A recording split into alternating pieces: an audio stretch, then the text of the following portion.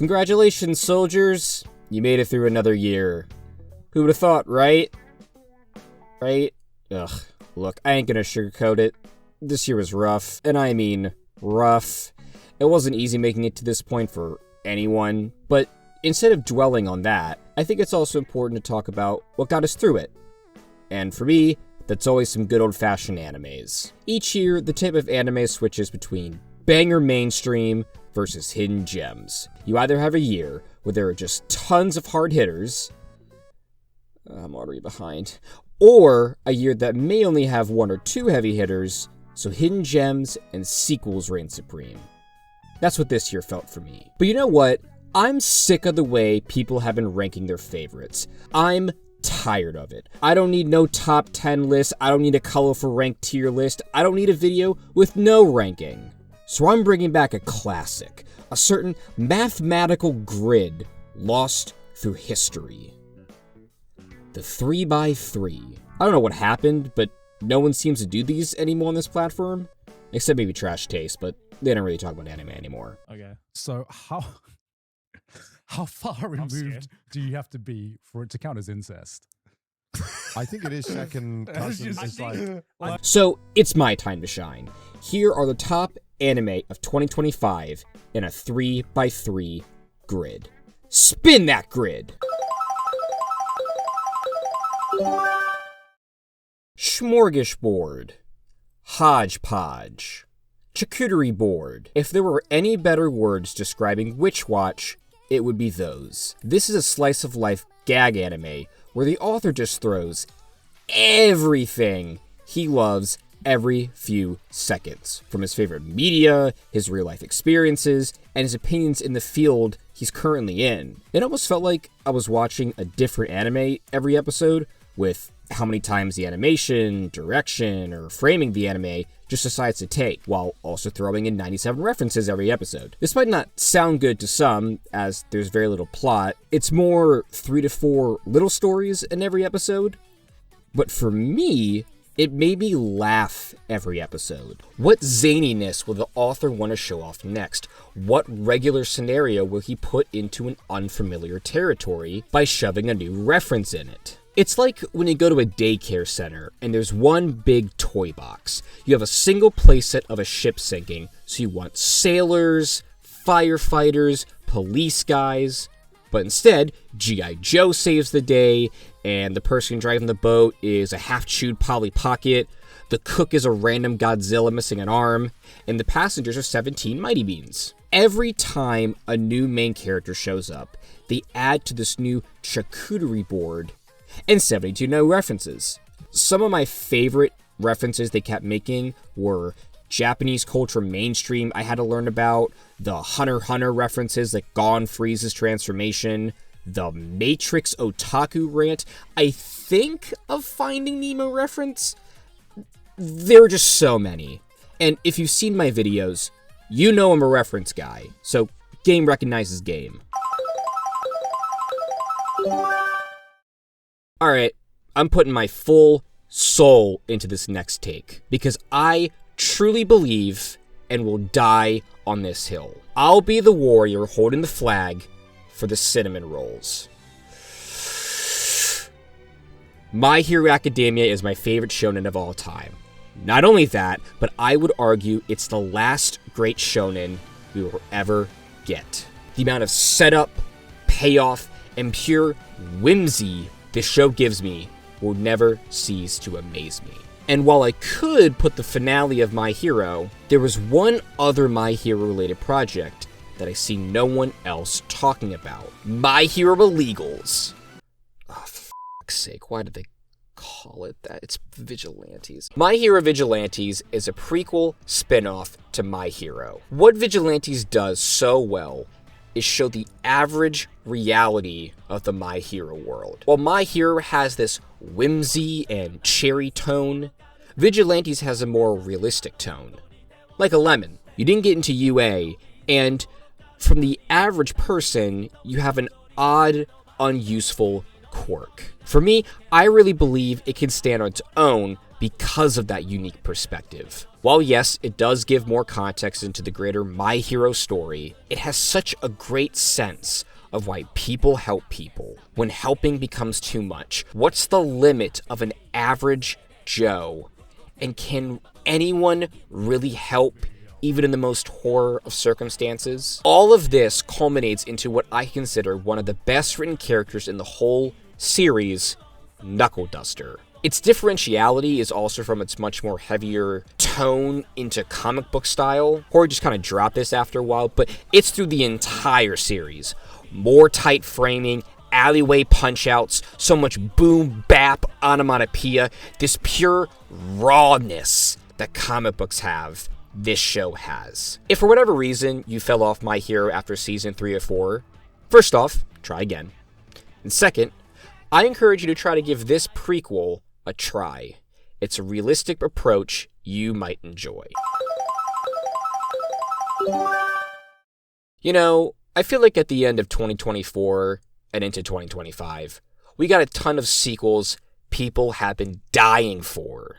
Either season 2s people have been waiting on, or full-on sequels people have been waiting for. We finally got the continuation of Fire Force.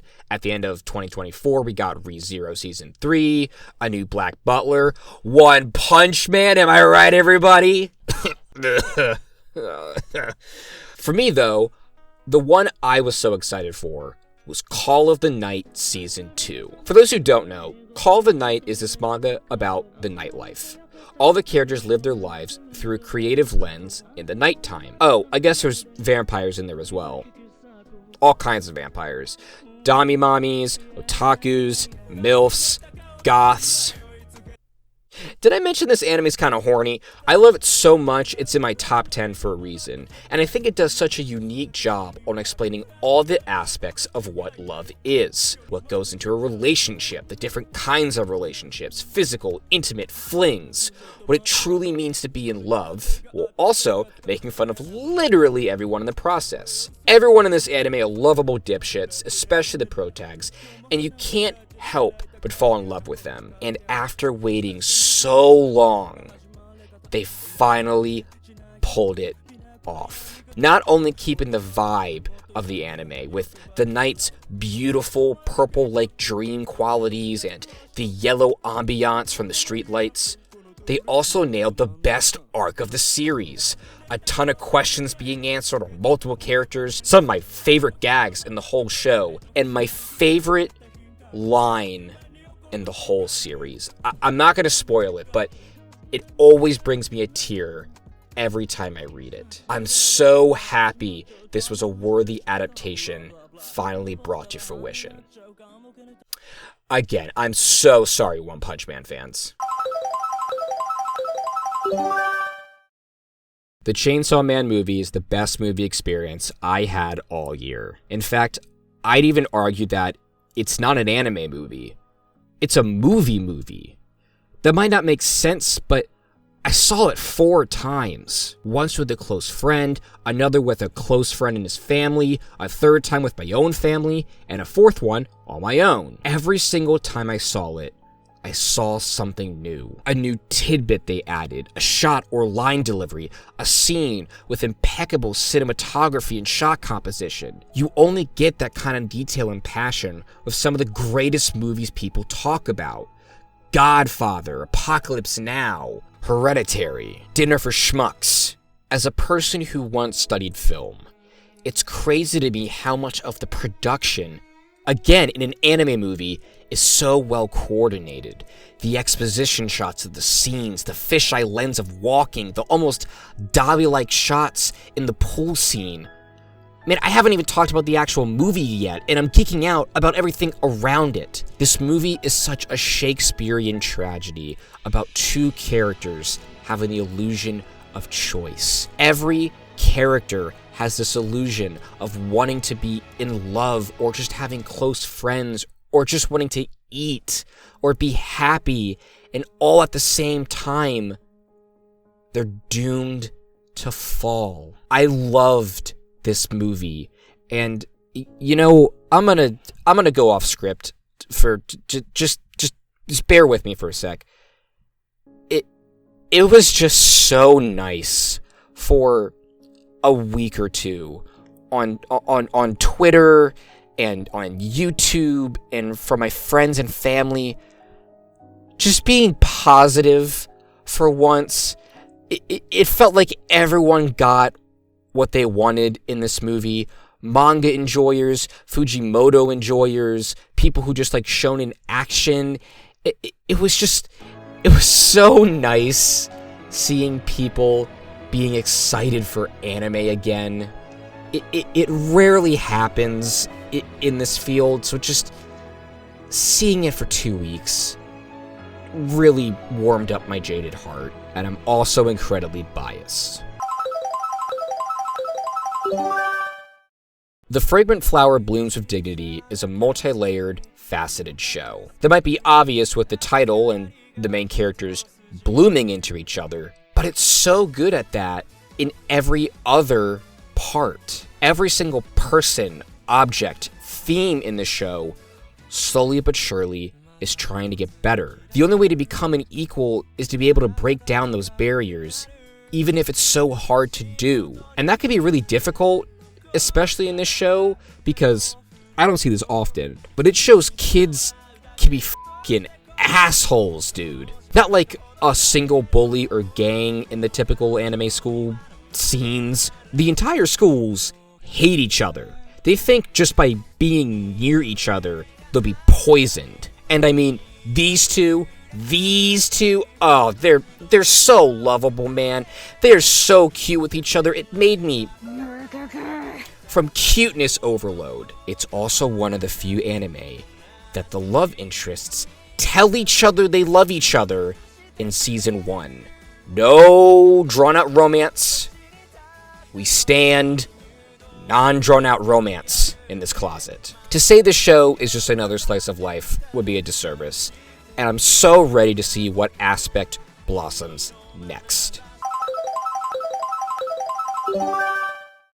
In my intro, I said this year was rough for everyone in the world, myself included. I like to keep to a personal life. It's something I cherish, but to pull back and open the closet door just a little, it was a sporadically year for me. I was not prepared for what the year was going to give me. And while I could make it a sob story, or even a striving story, I feel like I should rather segue into what got me out of a few panic attacks. City the Animation. This is the best animated anime thing of this decade, other than maybe the first season of Chainsaw Man. It's amazing how practically every single frame of the show can be used as a screensaver. It's so over the top for the most mundane activities. It was infectious. A character can get a part-time job, which then turns them into apologizing for throwing pasta into a guy's bag, and then it's revealed it's not even his bag, and the one that was its bag is wearing a skirt. Now, why that sentence makes sense is because of how interconnected all of those words really are.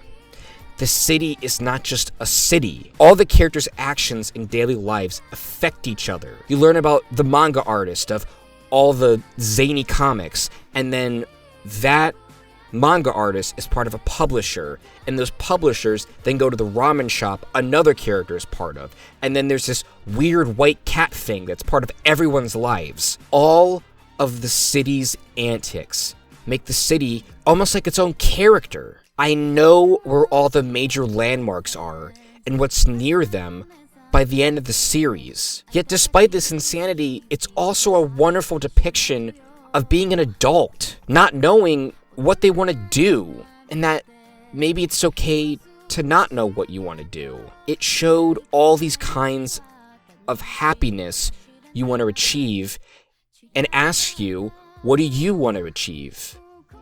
It showed me despite the mundaneness of life, it's okay to not know what's going to be in the future. No other show this year gave me that amount of happiness quite like City of the Animation did.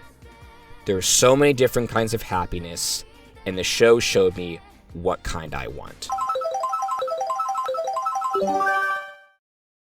My Dress Up Darling Season 2 is here for one simple reason. Her. This fictional woman. She's had a choke on me ever since I watched the first episode of the first season. She will not leave my thoughts. I have a problem. This show to me is not an anime about what goes into clothing, or what Gojo-kun is, or the influencer bubble. This anime is a character study of how to make the most wanting of a woman ever, period. This woman is when you combine literally everything that goes into an anime: editing, voice acting, direction, animating, scope. Literally everything in this anime is for her to become your bestest girl. For everyone to love her and appreciate her and want her to be the best she wants. God, it's worse in season 2. I mean, a bunny suit in the first episode. Come on! I swear to God, this character had to be summoned from a lab. It had to be mathematically proven that she just became the perfect of best girls.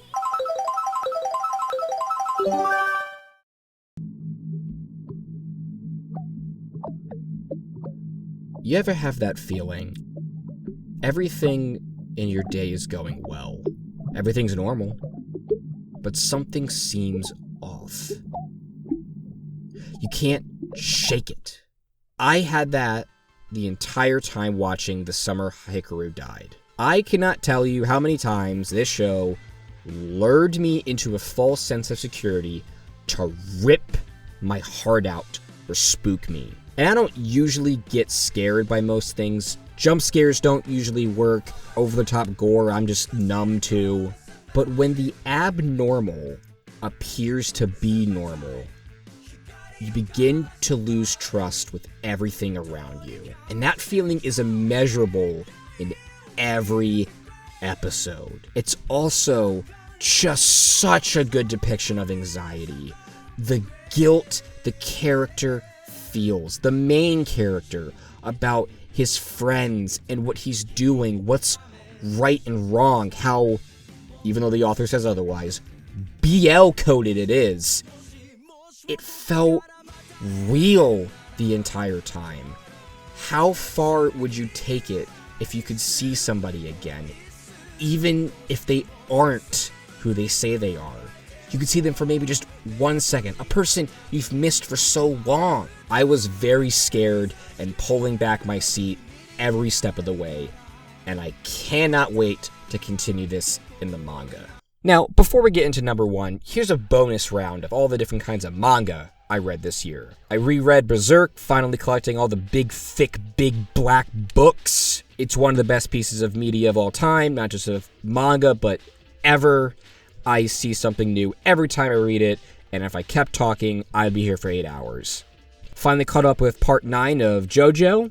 It's okay so far. I think they're about to show off its true colors in like a month or two, so I'm waiting for that. Green Yuri was great. Orange Yuri was okay. Blue Lock consistently is just the hypest thing ever, and if you want to hear more about my thoughts about it, I got a video for that. The JJK sequel, spin-off, continuation thing, I don't really like. Kind of ruins a lot of the ending of JJK, which I think is decent. Finally read the manga version of Monster. It's just the best psychological thriller of all time. I can't wait to reread 20th Century Boys and Pluto again. It's just, he's the best. Black Clover's about to be done. Thank God. Rent-A-Girlfriend makes me want to burn myself alive every new chapter. And probably the one that people are most curious about is Kagurabachi. And what I'll say for now is that I think it's great, but I have some issues with it. That's all I'll say for now. So, that's all the manga I've read. So let's reveal my number 1. What is my number 1 anime of 2025? Yeah, this was always going to be number 1.